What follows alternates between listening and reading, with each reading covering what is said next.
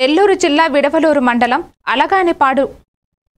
అలగానిపాడులో వెలిసిన శ్రీ బంగారమ్మ తల్లి ఆలయంలో దేవి శరన్నవరాత్రి ఉత్సవాలు శోభాయమానంగా జరుగుతున్నాయి. ఈ సందర్భంగా అమ్మవారికి విశేష పూజలు నిర్వహించారు. భక్తులు భారీగా హాజరై జగన్మాతను దర్శించుకుని తన్మయత్వం చెందారు.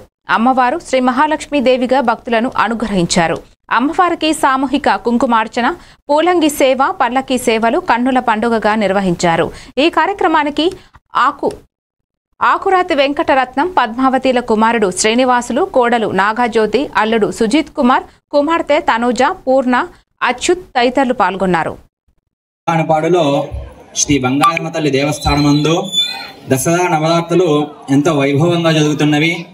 ప్రతిరోజు కూడా అమ్మవారికి పంచామృత సహిత విశేష ద్రవ్యాలతో అభిషేకము, అలానే ఉదయం పూట అమ్మవారికి ఎంతో విశేషంగా నవదుర్గ సహిత అమ్మవారి మూలమంత్ర హోమములు కూడా జరుగుతున్నవి. అలానే సాయంత్రం పూట రోజు కూడా ఒక అలంకరణలో అమ్మవారికి పల్లకి సేవ జరుగుతుంది. ఈనాడు 5వ రోజు సందర్భంగా అమ్మవారిని మహాలక్ష్మి రూపంగా మనం కూడా అర్చించుకొని ఈ దేవస్థానం నందు అర్చించుకొని ఉన్నాము.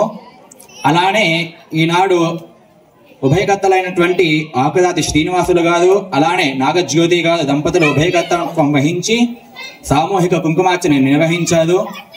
అందరూ కూడా ఈ కుంకుమార్చనలో పాల్గొని చాలా వైభవంగా కుంకుమార్చన అంతా కూడా చేసుకున్నారు.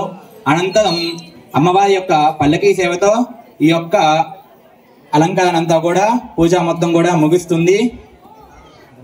సామూహిక కుంకుమార్చన అనంతరం ఎంతో విశేషంగా పల్లకి సేవ చేయడం కూడా జరుగుతుంది.